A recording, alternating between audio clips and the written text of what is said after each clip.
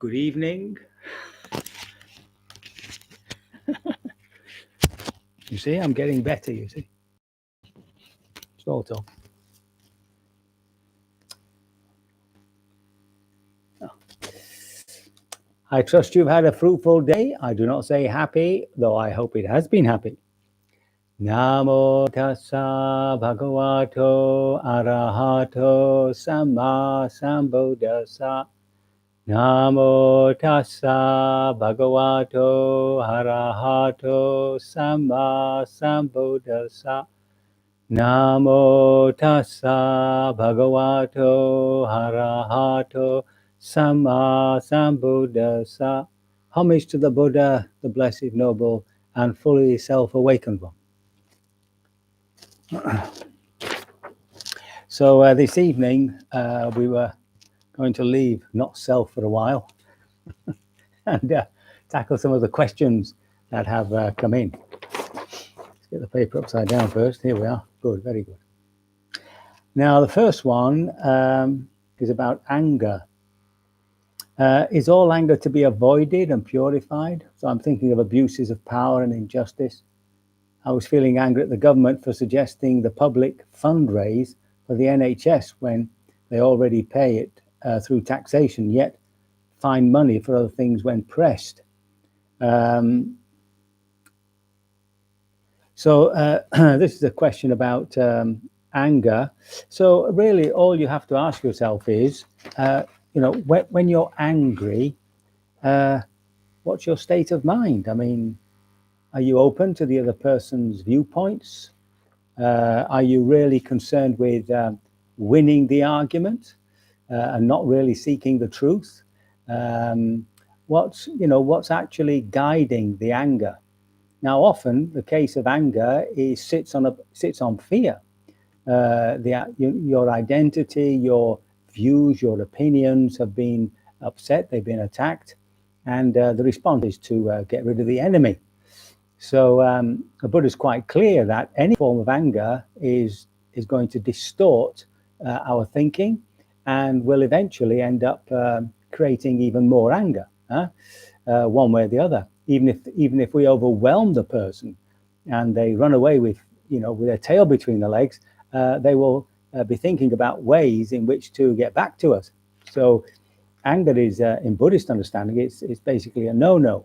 Now, one example that is given here is that how is Jesus viewed in Buddhism, turning the moneylenders out of the temple?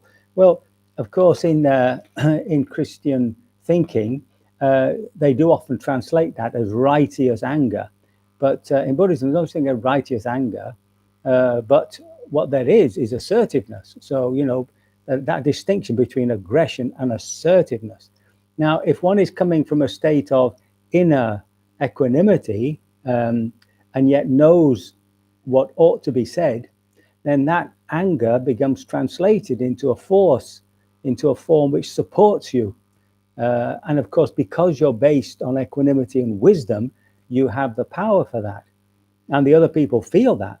They as soon as you're angry, they also feel your fear, because if they come back at you and they see that there's a slight bit of fear in you, then they know they're winning the argument. But when you're being assertive, when you're being correct, when you're standing your ground, you are open to the other person's argument, and you may be nuanced. I mean, you may be affected by it. It's not a problem, but you are assertive about your particular position. This goes back to this business of free speech, where there was a time a couple of years back, 2 or 3 years back maybe, where I think I've mentioned this, where they had the right to insult. Well, nobody has a right to insult anybody. It was a very harsh way of expressing the fact that you can be assertive about your opinion, about your perspective, and know that the other person's not going to be happy with it, but that's their problem, not yours. Yeah. So I think that distinction is very valid, and it stops you getting into fights, awful situations that can come back at you.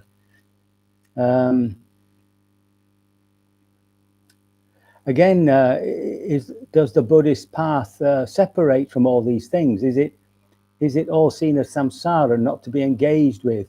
And that's the other thing, that you sort of, because you don't want to get angry, you don't get engaged. Well, I mean, that's the other negative side of not being engaged. But if you are coming from a point of wisdom, a point of compassion, then of course your behavior will engage you.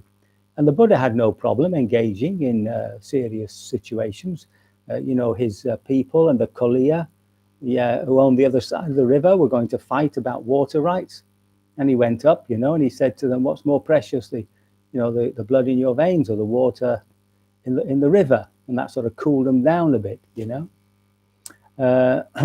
And kings would come to him for advice. His advice was always, you know, to seek the way to peace, not seek the way to war. So, and then they go on to say, also, I've been feeling sad about all the deaths and the families that have been left bereaved. Am I right in thinking that, I don't know whether Salzberg, that's the book she's reading, Sharon Salzberg, Lovingkindness, which is still a sort of basic classic on that area, is saying that is no longer compassion, but sadness. And is compassion that we need? Is it compassion that we need to develop? Yes. I think we've also touched upon this, the distinction between grief and sorrow.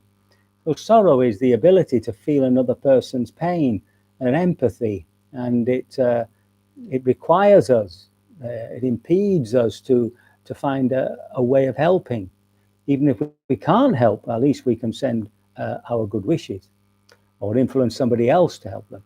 But that's not to be confused with the grief, which is the pain we feel when we lose somebody whom we're dependent on for our personal happiness. Yeah, so it's a different thing. The sensations, the feelings can be very similar, but they have different roots.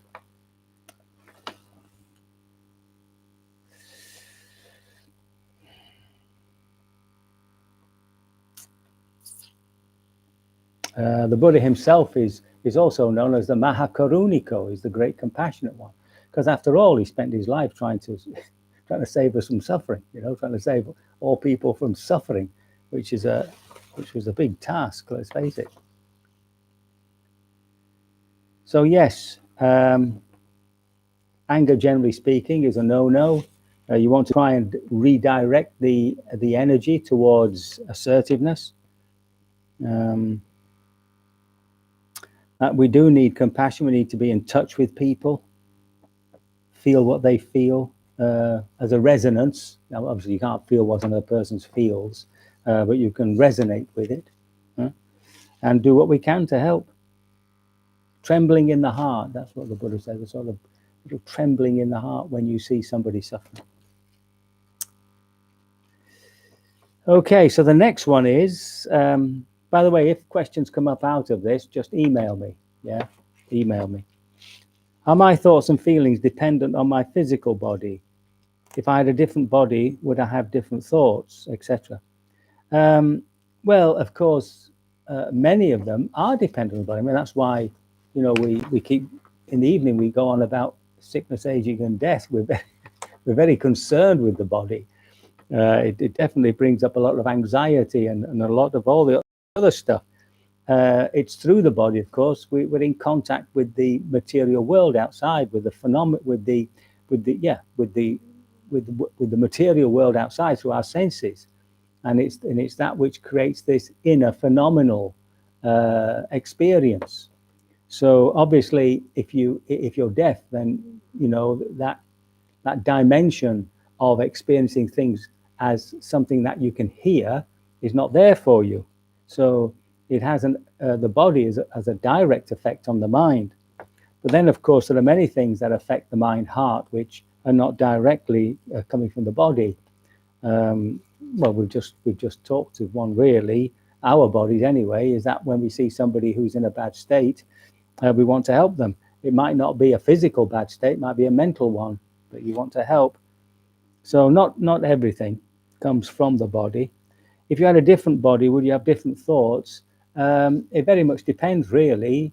When I shaved my head to become a monk, my sister was there. My family were there, you see.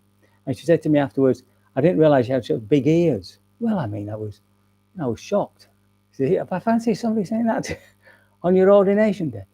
So ever since then, I've been slightly aware of these jugs on the side of my face, these jug handles.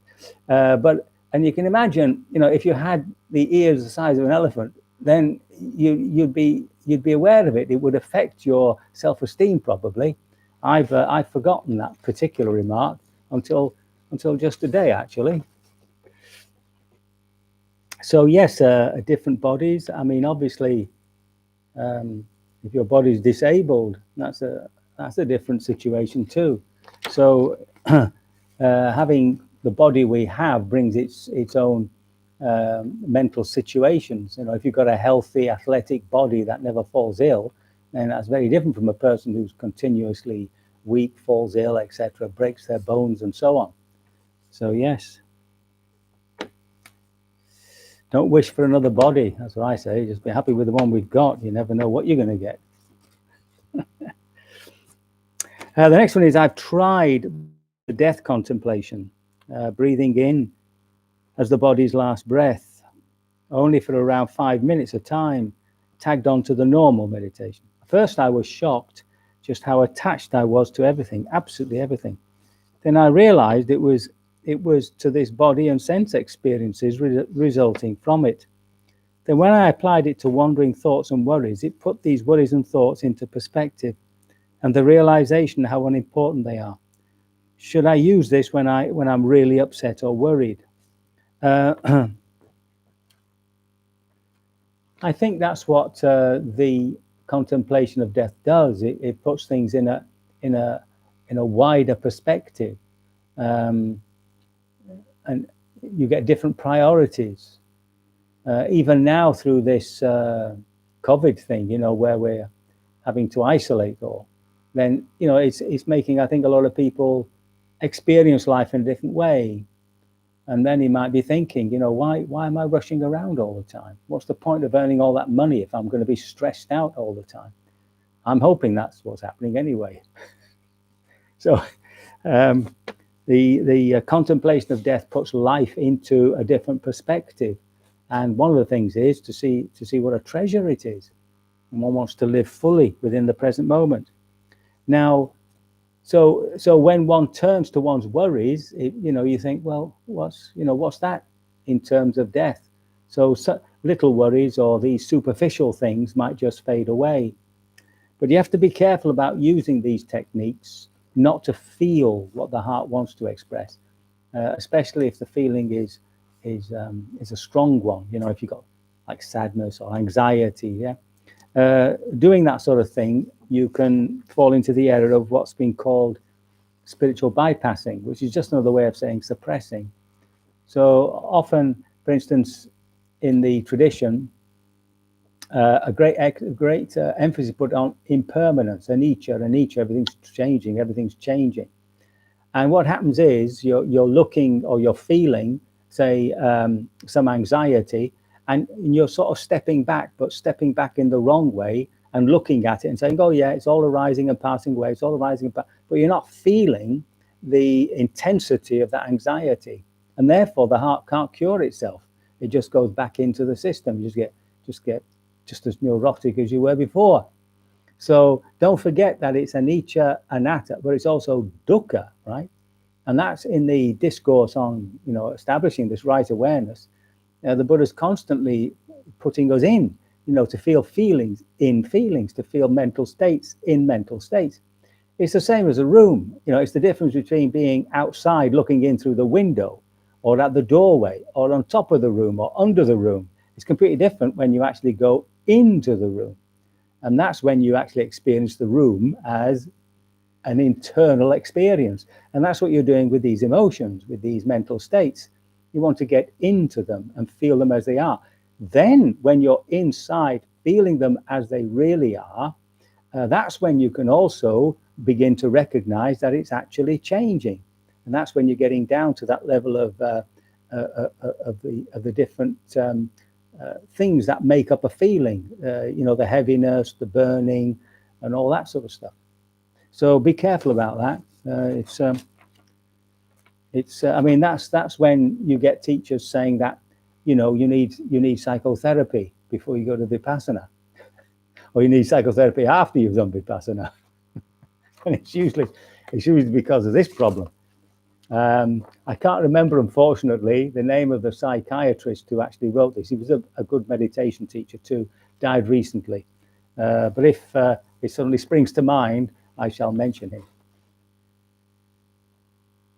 So yes, death meditation is very powerful. And as this person experienced, you don't have to do it for hours, just a little bit at the end of each sitting, just a little reminder occasionally during the day. It brings you back, this lovely present moment we've got. Even if it's horrible. I have a few, so we'll move on to the next. I have a bit of confusion here. I get the three unwholesome roots, so that's greed, aversion, and delusion, and that they're fundamentally the base of all unwholesome states. But the taints, which we're coming to later, of course, tomorrow, the cankers, also called the hindrances and the fetters, all seem to have similarities, with some being blockages to insight and some being yokes to the worldly states. The same factors may be in the different groups.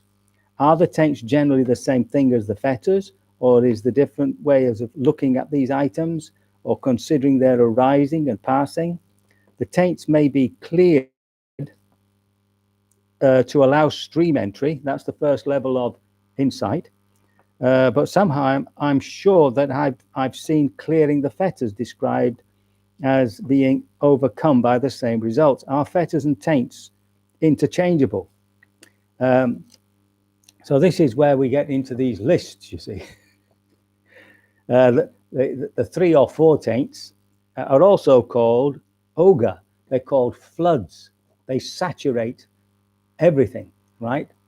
As an unwholesome saturation. It's like you're painting in watercolors and you have your first wash, and that wash gives the whole painting a feel. So these taints, these oozings, are these floods, these color washes that are behind everything that we speak, say, think, say, and do. They're also called yokes, because they tie us to the worldly thing. And as taints, they are referred to their malignancy, their horrible oozings. Now, the fetters, there's only 4 of those, by the way.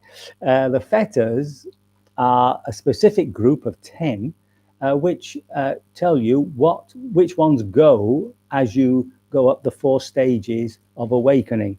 And the first 3 to go are doubt in the Buddhist teaching, belief that any form of ritual or practices will actually bring about liberation, although they have their place. Like, I do the taking refuges and precepts, they have their place, but you could do that for an eternity and it wouldn't actually liberate you from suffering. And the final one is the one we've been addressing, is that insight which undermines, or you just get that insight that into not self, into the fact that there's something there which is not changing. And that's of course, the Buddha calls it like a flash of lightning. You've seen it, but it's not been long enough to really be sustained. It has its effect. It has its effect. So those are the fetters. Then you've got defilements and latent tendencies. So I used to know some of these lists, but happily I've gone and forgotten most of them. They're just weights on the mind, I think. Let me just go to the kilesa, the defilement. So you've got none of these will come as a surprise. Greed, aversion, delusion. So there's your 3 basics. Then you've got conceit, which is to do with me. Speculative views, wrong views. And then you've got skeptical doubt. So that's the doubt that that stops you doing something. Yeah. if you're on the high board wanting to dive into the pond, if you doubt that you can do it, or you're too afraid to do it, then you just don't jump, you come down. Mental torpor, so that's a bit of a hindrance, or a defilement. Restlessness, shamelessness, and lack of moral dread. When we lose shame and fear of consequences, then really there's nothing much to stop us doing unwholesome things. So those are known as your defilements. So they're just a group. I don't think they are exhaustive, but at least they give you some idea of what a defilement is. I think that's more the case. When it comes to anusaya, or latent tendencies, as far as I know, these are not defined as such in the discourses. It's just a way of talking about things that are there, which we might not be aware of. So sometimes they're translated as proclivities or inclinations, tendencies. And again, you won't be too surprised by what they are. So it's greed, of course, and then grudge, which is rather interesting. Resentment, the inability to forgive. Speculative view again, skeptical doubt, conceit, craving for continued existence. So that's the other one of the taints, if you remember. Sensual desire, desire for existence, and ignorance. So all these lists, I think you just take them as indications, that's all, indications. So the best thing to get is the Buddhist dictionary. Here we are, Buddhist dictionary. Oh, you can't see it, can you? The Buddhist dictionary, a manual of Buddhist terms and doctrines by Jnana Loka. And he's got it all there for you. Right? You get it from BPS, which is the Buddhist Publication Society in Kandy. I think you can download it as a PDF too, So that'll give you all your lists. How are we doing for time? Oh, dear. Okay, it's getting on, isn't it? Getting on. Oh yes, just the last one here.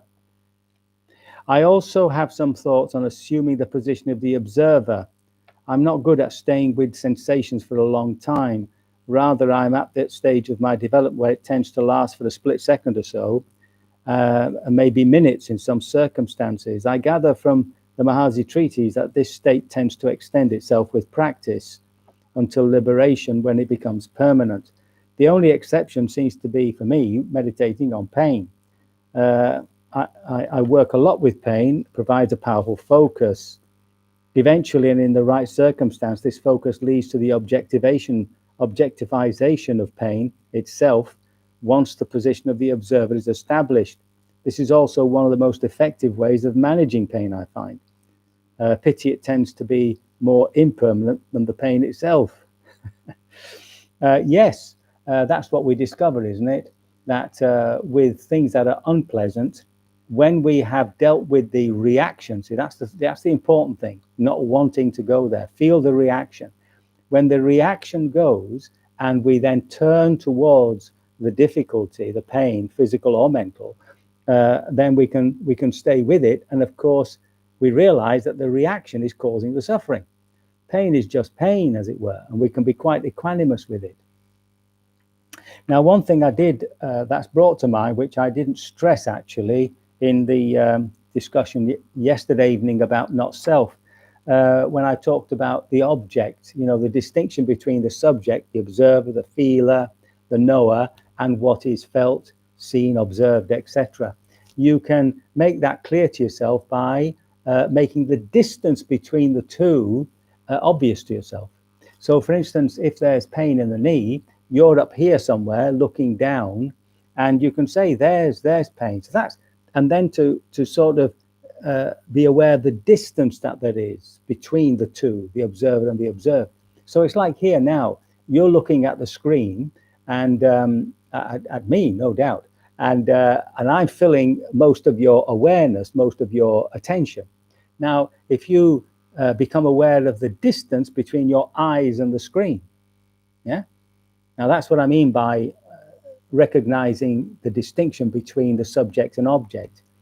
And you find you can do that with emotions, because they're in the body and you're still up here. Images, sometimes you can see them ahead of you, and you can at least intuit the space. There must be a space there between them, as it were. It's a mental space. Thoughts, of course, very difficult. And that again accentuates the whole business of that what I'm experiencing doesn't constitute me, right? Because this me now is felt to be the observer. Okay, so I think that's enough of that for one evening, don't you think? And we can begin our meditation. I just hope, as usual, that I've not caused even more confusion. Very good.